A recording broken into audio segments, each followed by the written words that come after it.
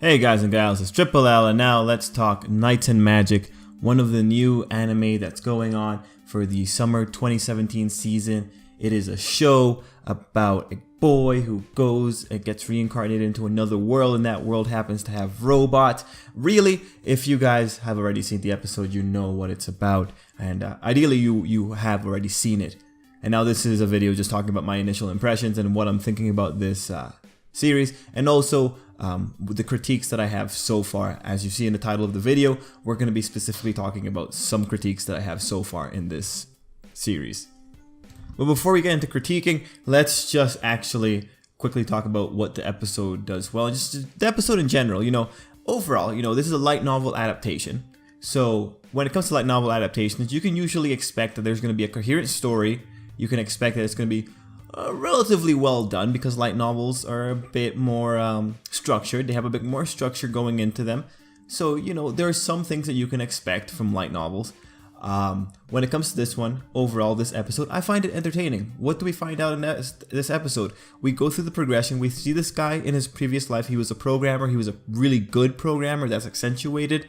We saw that he had a love for mecha and just mecha. He liked figurines and building the models and all that. So that's pretty cool. We saw how he died. We saw his last thoughts. And then we saw his beginning in another world. He looks like a girl, but that's whatever. Everyone seems to acknowledge that. So cool. He looks like a girl. We go past that. We see him see that this world has robots. We see that he likes robots. We see that he decides he wants to be one of those guys that pilots such big robots.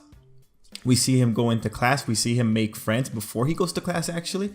But he goes to class. He decides he's too good for this because he's already put in all the basics. So he tries to get moved up. He shows off that he is capable. Overall, he goes through. He makes friends. Makes friends with a guy whose families are blacksmiths. That gives him a way in to continue reinventing the logic of this world. And we just go from there. We have time skips, and that by the end of the episode, we're at a point where he gets his call to action, and now he's gonna jump in and deal with stuff. So we do quite a bit in this episode.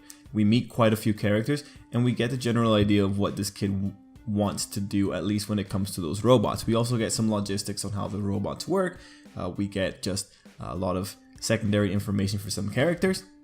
Overall, I do think this is a very entertaining episode, and this is very important to say. Clearly, there is some amount of quality being put into this show. There's some amount of care being put into this show. Like, really, it's, I would say, high quality when it comes to what they're presenting in terms of art, in terms of technicality, in terms of scene sequence. I think the production values are relatively high. So overall, a very entertaining show. Would I recommend this to new viewers? No. Light novel adaptations are usually not the kind of thing you want to recommend to new viewers. Specifically when it's this genre of light novel, you do not want to introduce it to new viewers. These kind of light novels are a bit too heavy when it comes to the amount of detail and technicality that are coming into the adaptation. I would not recommend this to a new viewer, at least from this first episode, and I will get into that in a few moments. I would not recommend it to a new viewer, but if you are specifically a fan of light novel adaptations, you're better off to deal with this kind of series. And now we're going to start critiquing, because this is a really important thing to what this episode is doing.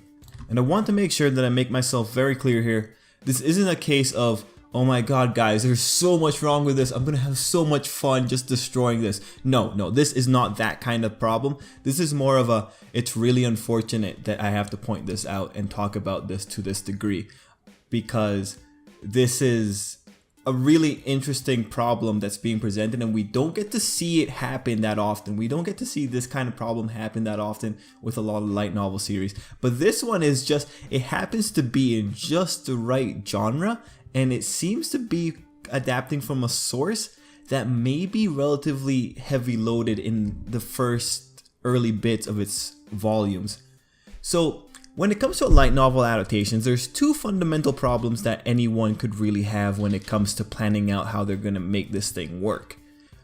And it all revolves around one fundamental aspect of the light novel, that being the volume of information that's presented in the light novel. So for this fundamental problem, or for these two fundamental problems to happen, you need the first off, the premise that the light novel is relatively dense with the information that it packs in. So going off of that, the two problems you could run into, the first one is, oh no, we have a lot of information. Let's condense it and put it all into an episode. So this is an issue that popped up a while back with one light novel. It was Irregular of Magic High School. That anime adaptation was really notorious for the fact that it just packed in a lot of information about the mechanics of how that world's logic worked.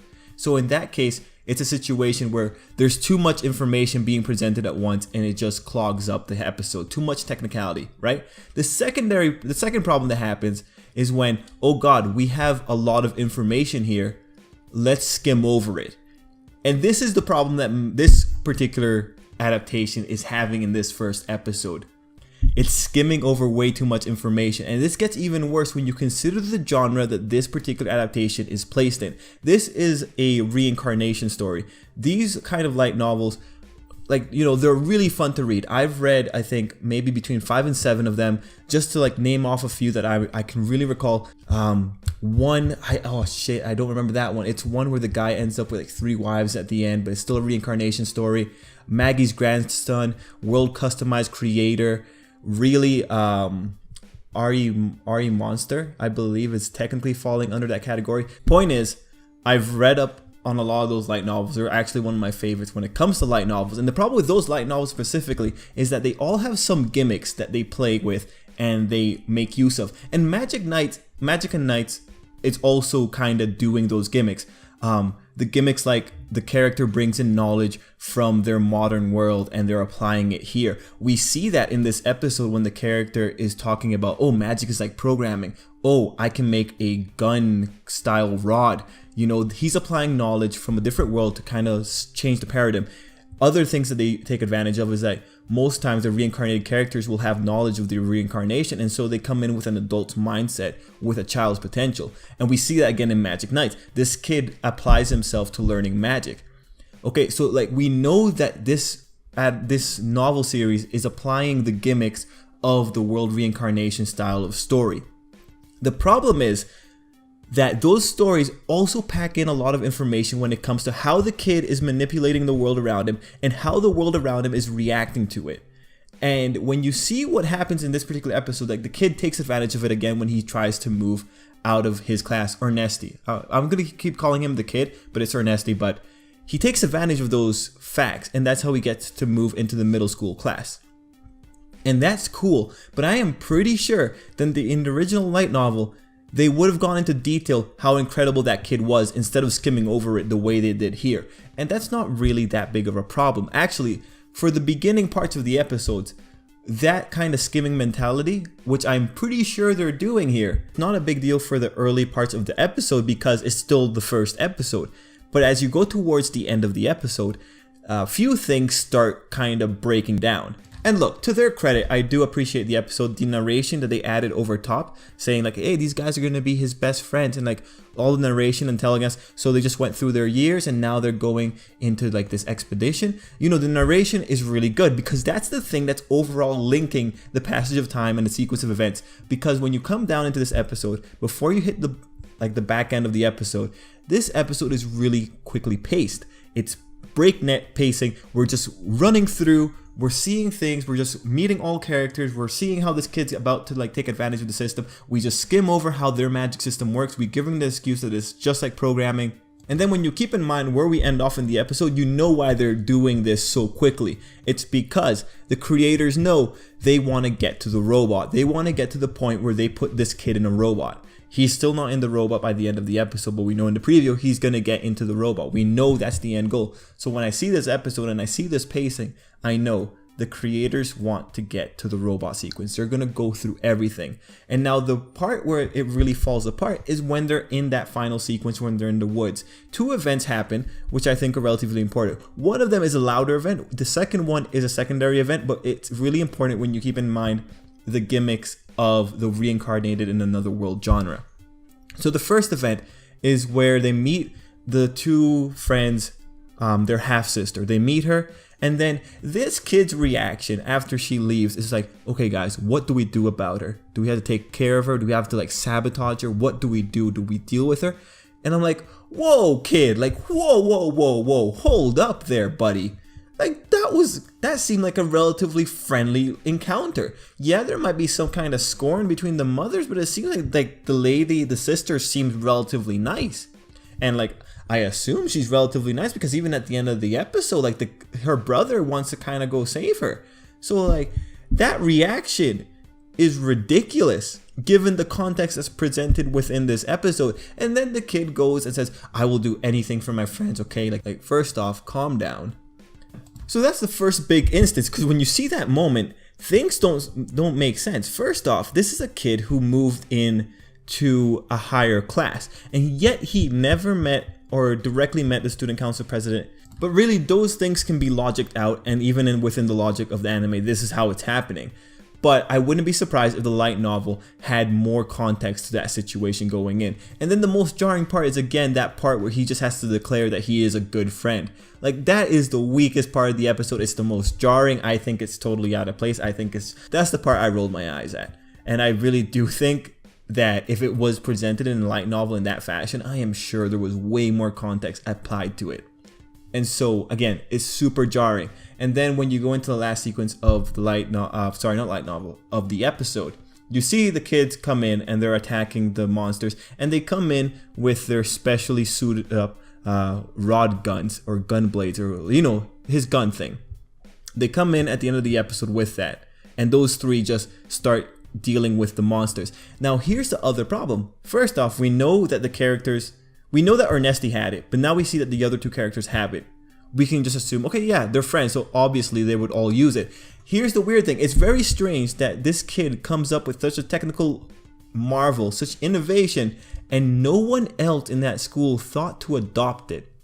That's really strange, because we're presented to see it in such a way that this is like different. It's different enough that people should have taken note of it. It's different enough that the kids would have taken note of it. And it's very interesting that for such a militaristic nation, that there were no talks of taking that weapon and applying it to their military.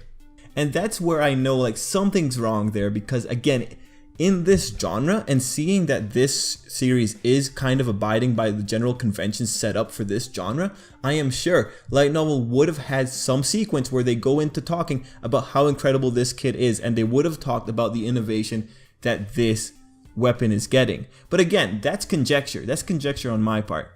And it may not be a weakness, specifically if the light novel actually doesn't address it either. That said, there's still a logical gap that it's on the viewer to fill in. You still have to fill in the logical gaps of, okay, how did these kids get the weapon? Why didn't we get to see that? And why doesn't anyone else in the school have this weapon if it's relatively easy to make that a low-grade blacksmith can make it? Why aren't other people accepting this new kind of innovation, especially when it seems that they're so militaristically based? And that's one of the reasons why I really wouldn't give this show for a new viewer. It takes too much on the viewer. It counts too much on the viewer to fill in the gaps. And that's not something I would expect newer watchers to want to have to do. Like, entertainment first, and not just filling in the blanks in the back of your head while you're watching the episode go through. So ultimately with this episode, you just have a case where I think the creators want to get to the point where they can just put this kid in a robot and continue on adapting the light novel. But you also have a issue where a lot of the important context events aren't happening, and those events, the adding in the context, saying why this kid is special, is such a big deal for this particular genre of story that I think it leaves a lot of, I think, really enriching moments. Now, again, good possibility I am like totally baseless in my criticism of those two scenes, but I can tell from just the way they're pacing this that they are skipping over a lot of important context scenes, because there's no way you're going to have that time skip happen without skipping out some relatively important events. Now, the thing is, this might be a problem that's only centered around this particular episode, because once we get out of this prologue arc, I think everything before this, until this kid gets in a robot, it's just setting him up for getting into that robot. But I think once this kid is accomplishing his dream, a man's dream, as he said, to get into this robot, I think maybe there's a good chance that the adaptation will slow down in its pacing just a bit, because now we're in like the good part, right? We're in the nights part of magic and nights. We've seen the magic, now let's get into the night. So I do think there's a good possibility that the pacing might control itself and we might have something that's slightly better. And when I say better, I mean better in terms of filling in the gaps and giving us just more of these character moments and not just jumping around in different time periods, just going into the future. Overall though, I do think this is going to be one of the above average shows for the season.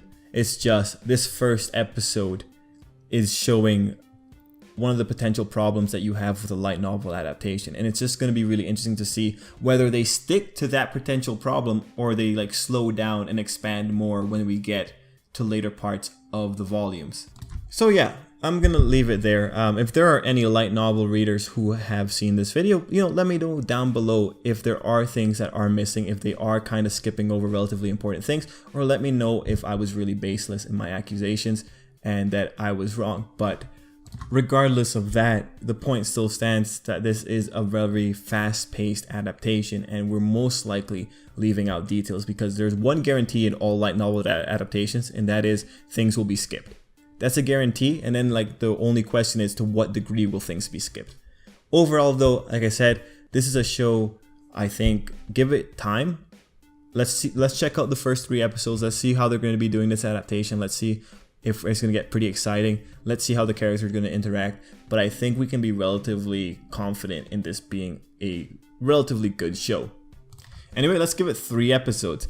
But yeah, guys, that's it for me. Let me know what you thought down below. Let me know all the other things I mentioned in this video. And let me know if you're thinking of watching Nights and Magic. Or Magic and Nights. Magic Nights. I'm just going to say that, Magic Nights. But yeah, guys, thanks for watching. Till next time, have a great day.